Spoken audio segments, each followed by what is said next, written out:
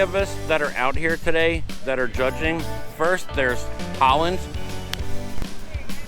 and Desiree. Their social medias are right here at the bottom. We're the 3 judges this weekend.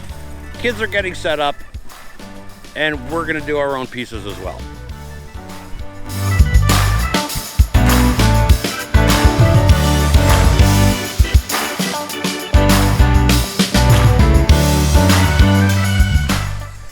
So here's the deal. Normally this event is done right here on the concrete, but because of social distancing, they wanted to keep the kids apart. So half the schools pre-did their pieces on this roofing paper, and tomorrow morning the rest of the kids will come out, and so they'll be able to work every other space.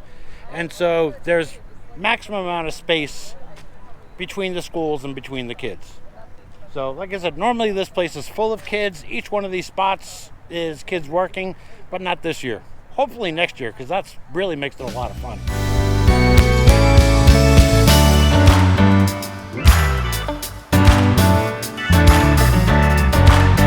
So it's like 9:45 in the morning, and we're already starting to get a little bit of rain. So the kids are trying to protect their artwork.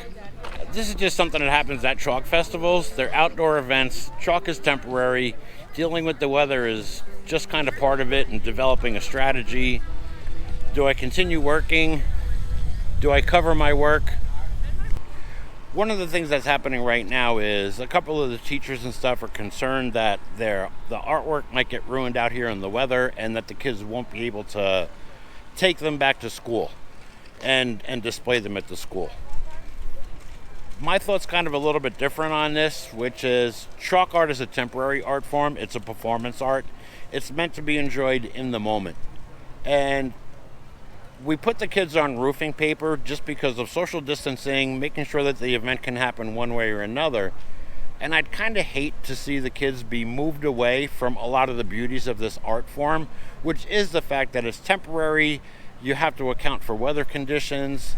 And to move them to a place where they're starting to worry about the permanency of their work, I think then they're not getting the full chalk art experience, and they're not appreciating the temporary beauty of the art form. So I kind of hope they make the decision to just leave them and let the weather do what it wants, and watch what happens in the rain. It's horrible when it happens, but it's also kind of beautiful.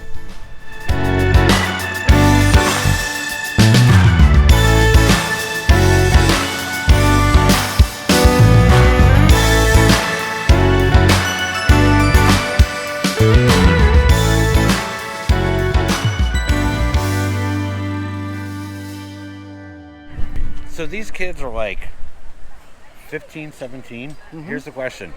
Do they know who Keith Haring is? Which leads me to the question, which would be cooler? That these kids know who Keith Haring is, who died in 1990, or they don't know who Keith Haring is, but his aesthetic continues on? I think a little bit of both. I think it would be a little bit of both. But I think they do know who he is. Yeah.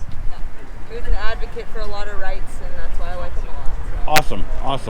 And this one has a style of her own that is kind of similar.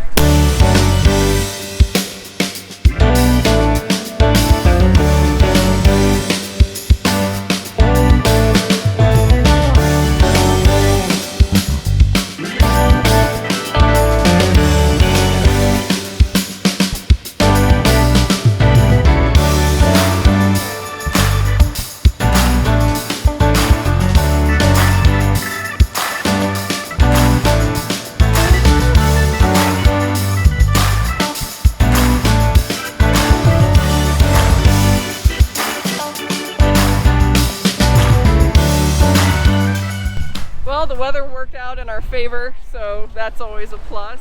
And the students worked really hard. There's a lot of perseverance and, enthusiasm, and it was really refreshing to see.